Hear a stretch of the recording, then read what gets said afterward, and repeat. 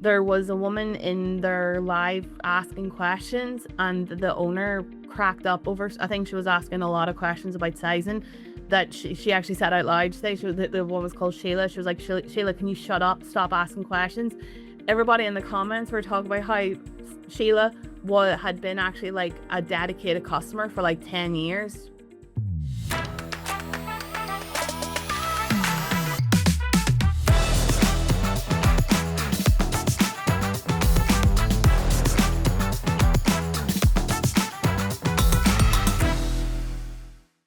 Hi, everyone, and welcome back to another episode of the ProfileTree Podcast. So today I'm joined by Gabby and Marcus, and we're going to be talking about e-commerce and effectively trying to answer the question, is your e-commerce strategy built for how people buy today?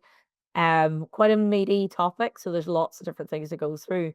But one of the first things I wanted to kick us off, guys, with was the idea of the customer journey. I think this is maybe a bit of a buzzword. Some people throw it around, but it's difficult at times to see whether or not brands are actually considering this. Um, Obviously, with e-commerce strategy, you really should be able to cover and map out the full customer journey from start to finish.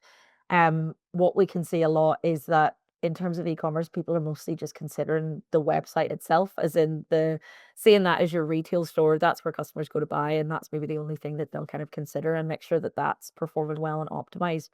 But there's obviously a lot to that. So a really strong online retailer will have multiple avenues for customers to find them, beyond the actual website. So obviously being found through search engines, AI tools, social media, email marketing, and then of course the website. What I would say is really helpful to do is actually sit down and visually map out the customer journey. And what that could do is help you identify any channels that might be missing, or that currently need optimization. A really key thing as well, especially in the era of AI shopping, is ensuring that you have really detailed product information. Um, Making sure that that's also consistent across all of your channels, no matter where you're selling. And also a really important thing is to make sure that you have automated email follow-ups. So for things like abandoned carts or asking customers to purchase items such as, you may also like this, and getting customer feedback as well. So those are kind of some of the key things that you need to consider.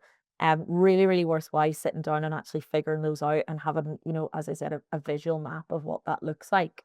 So of course, once you do have your customer journey in place and you understand exactly what that is, and by the way, that's something that may change as you build your brand and as you kind of continue to sell online.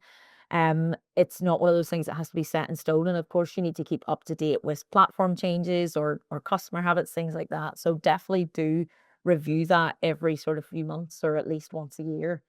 Um, so as I said, website isn't the be all and end all, but it is absolutely vital in terms of selling online. So I'll maybe pass over to you now, Marcus, if you want to talk to us a little bit about how important having a strong e-commerce website is for anyone that's selling online. Of course. And to preface, I suppose, things, there is multiple ways to create your commerce website, lots of different platforms. So I'll not bore you with every single example, but I'll take certainly one of the most popular ones and one of the most easy ones to set up. So let's take Shopify, for example. And yeah, it isn't just a website that's going to be your kind of baseline and hub that feeds into the rest of your e-commerce. So what I mean by that is if you create a Shopify website, you upload your product data, and then all of that data can be fed out to loads of different sales channels at the same time. Obviously will still be available on whatever online store that you have, but it also can go out to Google, Meta and Instagram, TikTok, marketplaces like Amazon or Etsy. And not to mention, if you happen to do point of sale in your store, if you have a storefront as well, then you may have that set up too. And all of a sudden you've got all of your products properly set up at once, feeding out into all the channels that are of importance to you, and all the data is syndicated and kept together, inventory kept well tracked, a really good kind of baseline. And so people even, starting off maybe just selling directly through their website through Shopify will always have this option kind of available to them to build in branch out to as they as their business hopefully develops and they want to start selling more. So that must be really helpful, as you said, especially if you're selling through multiple avenues. If you were just using, say, a e-commerce website that doesn't have that kind of capabilities that Shopify has, I imagine tracking stock management would be really difficult and maybe quite manual. Particularly for some business types, yeah. There are a few who can get away with it, who perhaps are making more like made to order, handcrafted kind of goods where there isn't strictly an inventory, but more of a kind of management of orders coming through and making sure it doesn't scale beyond. But for the majority of businesses with inventory management, to consider apparel as one of the most common examples to bring in because they'll often have, a large array of items coming in seasonally, never mind any other holidays or events during the year, and everything's in different sizes from different countries as well to boot, and managing all of that and keeping track of all of that without some automation in place makes for a couple rough days a week, to say the least. And the last thing you want to be doing is selling something in store, then selling it online to find out that you only have one of them left. So especially from the inventory side of things, it's very, very good to get those automated once you have the benefit and the freedom to get that set up.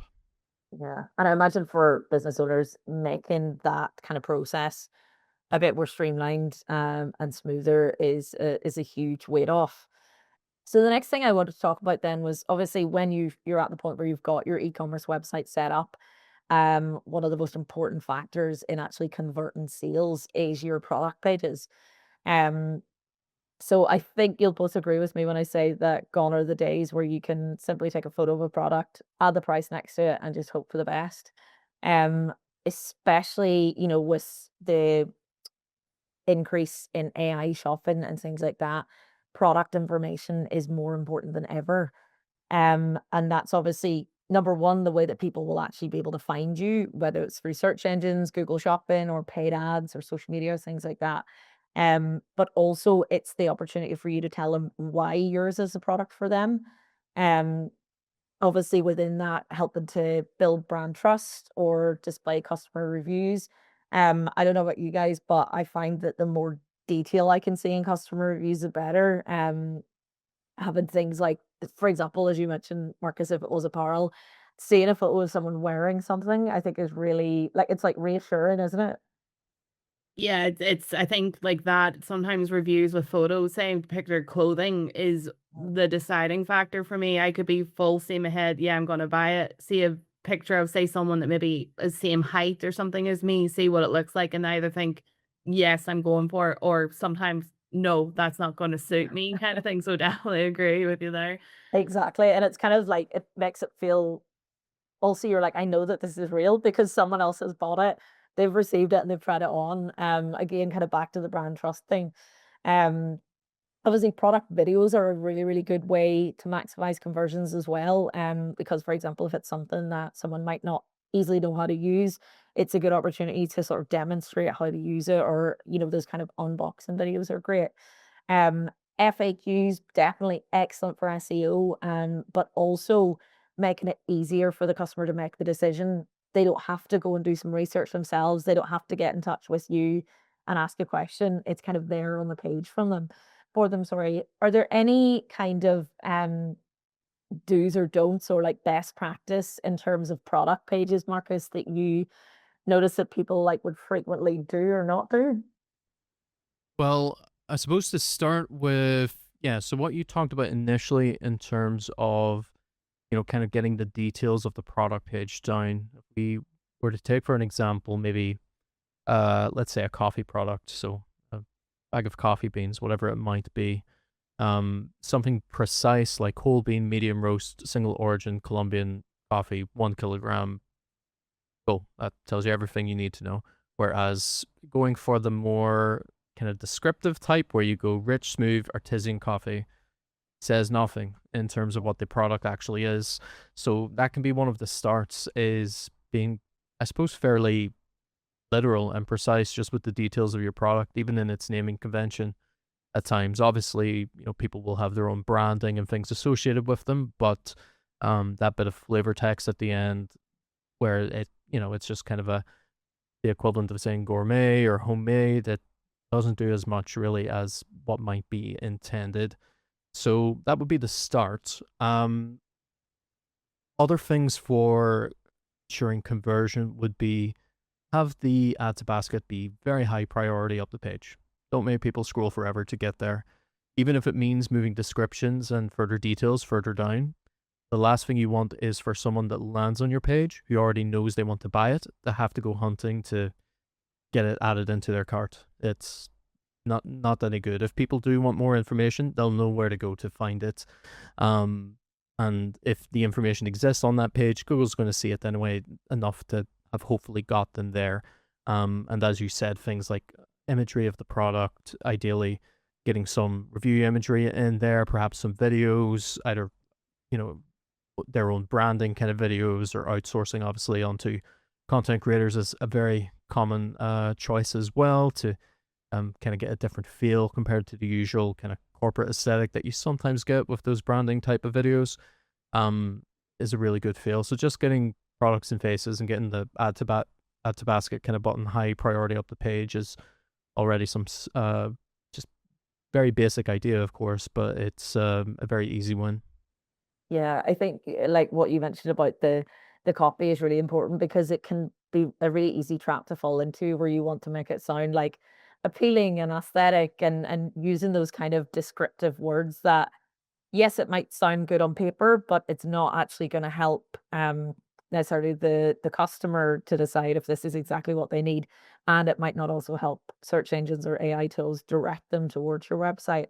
Um, and that probably leads me into the next point. So obviously, more and more we're seeing the rise in AI shopping. Um, one of the most important ways to make sure that you're going to actually show up in whether it be AI overviews or within AI tools themselves is the product information. Um, for me personally, for example, I'll be really specific about what I'm looking for. So it might be color, size, exact dimensions, whatever the product might be. And obviously, if you don't have that on your product listing, that's not going to show up as a potential list of suggestions for the user. Like for example, one of the things whenever I was moving into my house was I would search for specific types of furniture with specific dimensions. Oftentimes you see furniture listings and they don't have exact dimensions, or it might just be one side, but it's not going to full thing. Because what we're obviously doing is then giving those dimensions to Chat GPT, saying, okay, here's a photo of my bedroom. I want you to tell me if these side tables are going to be the perfect size. So I think exactly as you said, avoid that kind of lifestyle copy and focus on specifics. Um, and I suppose just to move into AI shopping then, um, obviously, we're increasingly seeing users use these to actually search, compare, and shop. It's no longer just a quick, like, find me a pair of blue trainers. Um, all of these things that we're talking about, like product data, customer reviews, pricing, stock availability, and really, really clear product descriptions are more important than ever. And that's what's going to help you in terms of getting some traffic from those AI tools. For you, Gabby, is AI shopping something that you're certainly doing more of, or do you prefer the kind of old school way of doing it? I'm probably a little bit of a mixed bag. Like, say, for example, kind of similar to you, currently looking for a new bed, and I think I put in this into Google the exact search of the type of bed I was looking for, and find that yeah, it gave me some recommendation. Like, say, Google give me some good recommendations, but then when I would go into individual websites, I was finding that even putting filters, like you said, sizing and everything, Mhm. it wasn't giving me exactly what I was looking for. So, I even say, for example, I went back to Google and looked at the original ones that it recommended and then would take that as well. Like I've done what you said, like I've taken a photo of my room and said, here, I'm giving, I think I actually gave a product link to a bit of furniture I was looking for and said, tell me if this works or not. So I think I'm a little bit of a mix. I tend to find myself kind of falling more into social purchasing, Mhm. with a bit more of an influence, but definitely I think AI has influenced a little bit in terms of maybe even terms of how I look for or how I make decisions or how I even research, say, products further. Yeah, absolutely. And I mean, I think it was last month that Google announced the introduction of what they're called the universal cart. And just from sort of doing a bit of initial research into this, so basically what that's going to look like is it's going to allow customers to using Google Shopping or things like YouTube or even within Gmail, to actually add multiple items from different retailers into one, as I say, universal cart. So it'll be really interesting to see the kind of impact that has. Um, Obviously, it's kind of branching out into the kind of thing that Amazon does, but it's maybe going to allow for a bit more freedom in terms of moving between the platforms. Um, and I think they're talking about the idea of sort of agentic AI shopping. So it'll be really interesting to see how that plays out and the kind of impact it has on other kind of major retailers. So obviously, AI shopping is becoming increasingly popular. We've seen over the past couple of years the rise in social media shopping. I think from my perspective, it seems to be TikTok shop kind of started it all. Um, what are your thoughts on social media shopping now, Gabby? Do you think it's here to stay? Do you think it's an easier way to shop? Yeah, like speaking as someone who initially when TikTok Shop came out, I said I'll never buy anything off TikTok Shop to being someone that had literally something delivered last week from TikTok Shop. I definitely think it's made a big impact, and I think it's probably the biggest impact in or shift even in terms of say how traditional e-commerce has been, because we're at that stage as online audiences where it's no longer that we're looking for products, but products, find us. Because I think when it comes to social media, businesses would have looked at it as, top of the funnel, a place for you to build awareness, generate promotional elements, maybe do ads for that. Whereas they're now more becoming an ecosystem for e-commerce. So it's because it's for, say, for example, your online consumer with social commerce is where they discover a product, where they consider buying it. But for, say, example, maybe looking at user generated content and purchasing it all within the one same place. And I think the biggest kind of component of that is that, and especially, and I would say for businesses that have younger demographics, convenience is what we're looking for, to be able to not have to say go through going to a website, looking for the product, finding the product, putting it through your cart, all those different stages. We're at a point now that we want, everything with a click of the button. And I definitely think TikTok Shop was something that really steamrolled that. But say, like, even in terms of other platforms, I think especially when, other platforms like Pinterest has had one of the kind of biggest percentages in terms of, sales that they've generated for massive brands, especially say like in America. But even say like now, even in the UK, 61% of users have purchased something due to branded content on social media. So it just shows there is a big opportunity there, especially say for maybe businesses that have only primarily focused on their website rather than incorporating social commerce into it. Yeah, I suppose that's exactly it. And for the social media platforms, they're obviously winning because their ultimate goal is to increase the amount of time people are spending on the Yeah. app. So if someone's, doing everything in one go, it's great for them. So from your perspective, Gabby, would you say there's any kind of limitations or even drawbacks from selling online through social media channels? Yeah, because that's the thing is that, say like with social commerce, obviously, it can look like a big opportunity, but I would say for businesses, particularly small businesses, you want to be careful in terms of, jumping into the deep end with it. Because say, for example, first of all, just using say like TikTok Shop as an example, you don't own the platform. So if they change their algorithm or their features or their policies, that could maybe potentially mean that your content's gonna be less visible and your sales are gonna have an impact on that. I think there's also, I say especially maybe with older audiences, there's still an element of trust or distrust maybe there, because I would say younger, say generations, not maybe including myself as a younger generation, but say like Gen Z kind of our area of an age demographic, they are a bit more trusting. I've even done a bit of research, even in terms of how that audience now even looks at, say, social media influencers that they know that they're being sold to, and they completely accept that now. Whereas with older, say maybe older customers, because they might not be familiar with how TikTok Shop works, they might not take that next step with it. But it's also as well, it's not even looking into the fact that there is high competition. Other businesses are seeing those opportunities, so you're maybe putting yourself in more of a competitive element. But I would definitely say if they're looking into, doing social commerce, you want to make sure you also have a good level of management time for resources because say, for example, kind of like Marcus mentioned earlier in terms of like stock levels on your website, I think it's like TikTok Shop that if you don't consistently update your stock levels, sometimes your shop can be kind of set inactive because you're not always updating it. So it's not, although say there's a big opportunity for more sales, it doesn't come without a reliant on additional resources with it. Yeah, absolutely. I suppose it's an extra platform to manage. Maybe Yeah. I suppose good to position it as a good kind of starting off point for a smaller retailer because it's that kind of almost instantaneous reach that you're not necessarily going to get with a website, using SEO strategy, for example. But certainly something that if you're going to continue to invest in, it's almost one person's job even just to manage it.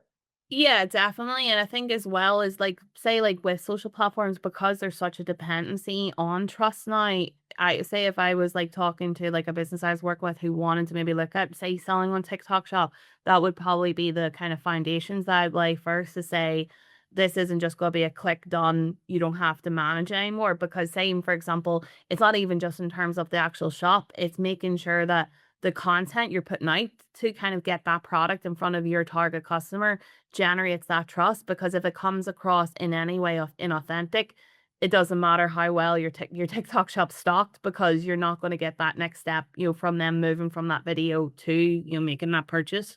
Yeah, like as soon as there's any question around sort of trusting the brand, you could almost be burned. It's quite difficult to earn that back.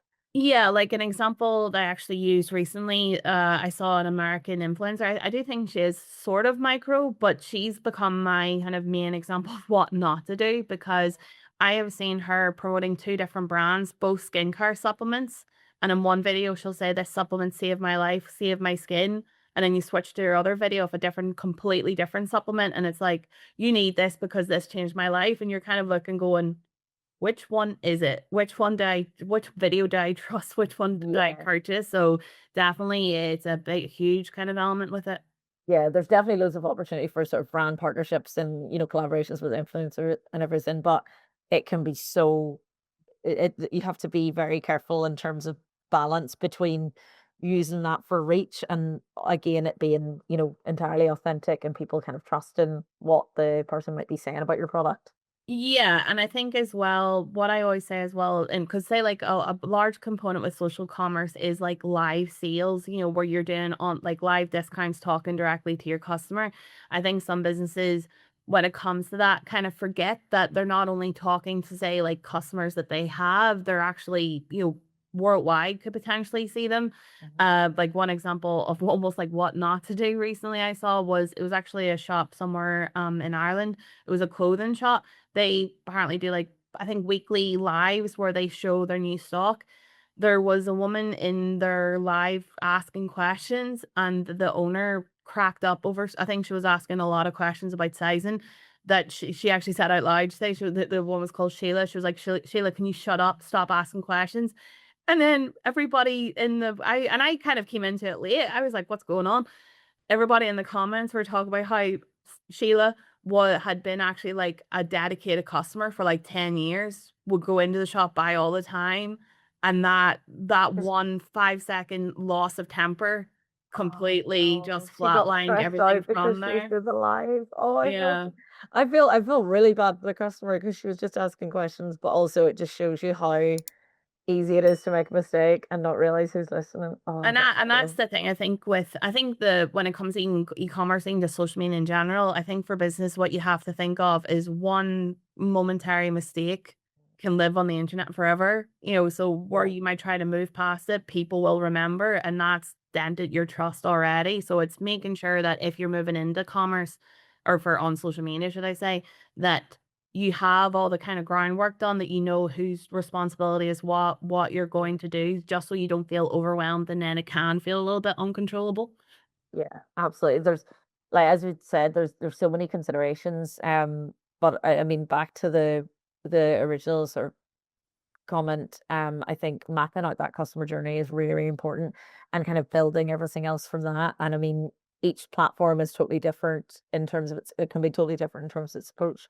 Um, and not every platform is suitable for every business. Don't try to overwhelm yourself in terms of trying to sell everywhere if it's not relevant. Find exactly where your audience are, and target them that way. So thank you guys. Please like, share, and subscribe, and leave us a comment if you have any thoughts on the episode and if there's anything that you'd like us to cover next time. See you next time.